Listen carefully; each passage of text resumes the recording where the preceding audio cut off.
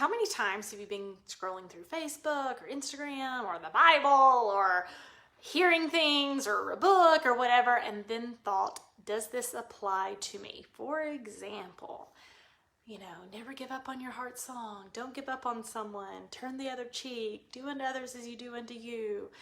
Real love is forgiveness. Whatever it may be. We have all gone through different situations and scrolling through in books and all these things that have been used against us, okay? And I was actually just reading a book and it just talked about that. It was talking about, it's called When Things Fall Apart, and it was talking about relaxing into things, right? Not be in control and like relaxing into the clouds and relaxing into the sun and relaxing into the future, okay? And even I just went, gosh, how do I think about this as it applies to toxic people and toxic situations? Do you just relax into whatever the toxic person wants to do to you? Do you just relax into not protecting yourself? Do you just relax into not protecting your future? Do you just relax, or do you turn the other cheek? Or do you have to forgive them? Or if you were, there was a client this week and she asked if, what if I'm going through a meme and it says, never give up on someone you're still thinking about. If you're still thinking about them, it means you're supposed to be with them, right? And I'm just like, these things get us in so much trouble because most people here are spiritually based of some type. And so, you just think, oh, is that a sign? Is that a sign from God, a sign from the universe, a sign that I need to whatever, okay? And I want you to think about it in terms of wisdom and maturity, okay? As a kid, right? We're, we just take whatever toy is given to us, right? Maybe it's a toddler, right? It's just like, oh, okay, I love Play-Doh today. Oh, okay, I love trains today. Okay, I love whatever we're given, we have to accept and make the most of. Okay, and we apply it to our situation, okay, as kids. And then as you get older, you start to learn what you're actually interested in, right? Maybe you're a musician, maybe you love art, maybe you love academics, maybe you love sports, but as you mature and you learn who you are, you don't just take everything, you take what works for you, okay?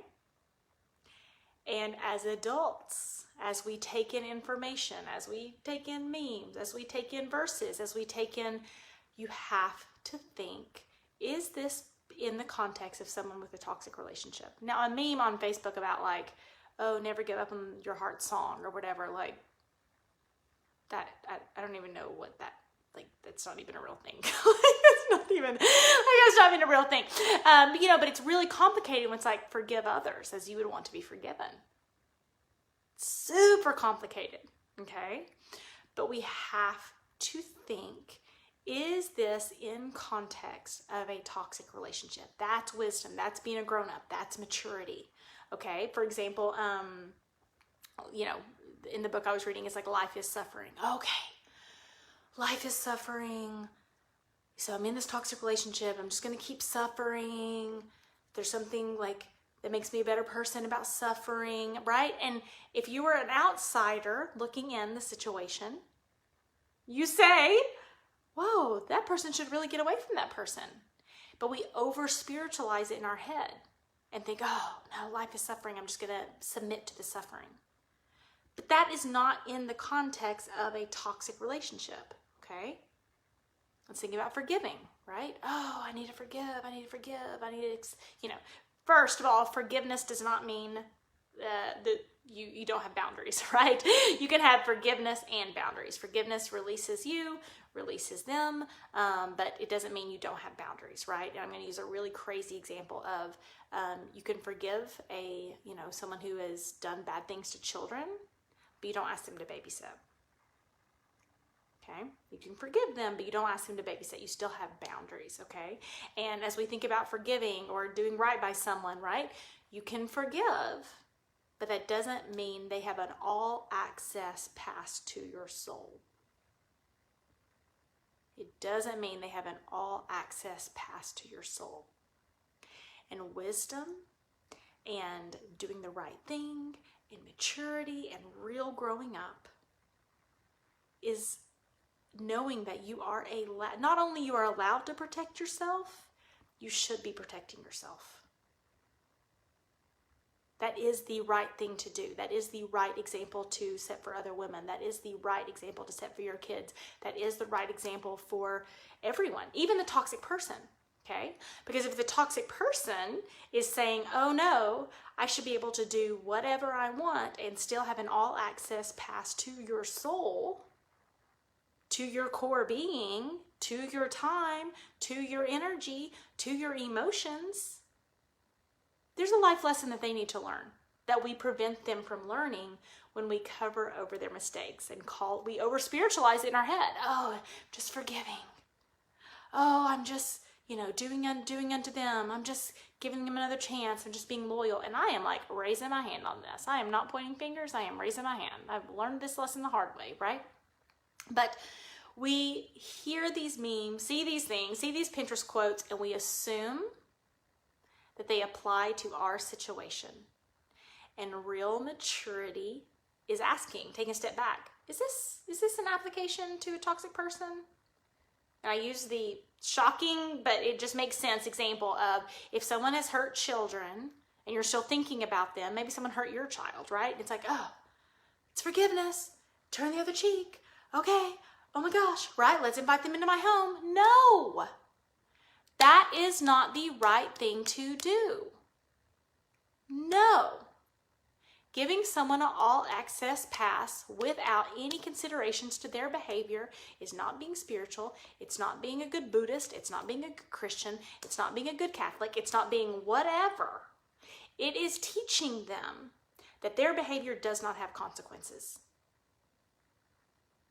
And I cannot find a spiritual practice, a religious practice, anyone saying your behavior doesn't have consequences. And you can do whatever you want and treat people however you want and be as selfish as you want and lie as much as you want and manipulate as much as you want and flip things back on the other person as much as you want without consequences. Now, you are in a position where you have to be the person who sets those consequences, and that's not fun. In many ways, it's easier to spiritualize it and to say, oh, I'll just forgive. I'll be loyal. I'll do the right thing. I'll turn the other cheek. I'll love heart forever, right? I understand that it's easier to hope that part is true rather than doing the hard work, the wisdom, the grown-up work of saying, no, you do not get an all-access pass to me. When you hurt me, there are consequences. When you hurt me, I set boundaries. And that's the right thing to do. If anyone is talking you out of that being the right thing to do, they either don't understand the subject, they don't understand what's really going on, or they're trying to keep you in a situation that is unhealthy for you to be in. And unhealthy for the women who need you to lead by example. Unhealthy, we all love to help people, right? And I got off a client call earlier and I was like, the real help that you can give people is giving them a life that they want to follow behind, not giving them advice that you yourself won't follow. It's really about you leading by example for your babies and for your kids and teaching them how you allow people to treat you. And for your coworkers, and for your niece and your nephew, and whoever else is in your life. So, grown-up work. Grown-up work. We have to look at things, and we can't just, everything doesn't get in. It's like the kid with the toy, right? It's like, just because you give a kid a toy, the younger you are, it's like a baby, right? Whatever you give a baby, you can give it keys, right? And they're just happy to have anything. They don't have any wisdom. They don't have any maturity to say, this is right for me now. This is not right for me now. Think about foods, right? As kids, it's like, oh, whatever food we give them, as far as junk and sugar, right? There's no concept to say, this is right, this is best. This is right for me now. This is best for me now. This is true. This is what comes, is actually applicable to my real life, my actual situation. Okay? Be your best savior. Be your best grown-up. Be your best decision maker. Be your best problem solver and say, just like you would say, oh, that hobby is not for me because you're grown up. Oh, I'm not really into cardio. I don't really like cardio very much. I definitely don't like spreadsheets. I hate spreadsheets, right? It's like, oh, I'm good at this. I'm not good at this. This is right for me. This is not right for me. I need to find another way because that's not my skill set. You can do that with information too. And so when you read something like forgive, turn the other cheek, think, does that apply to every single situation?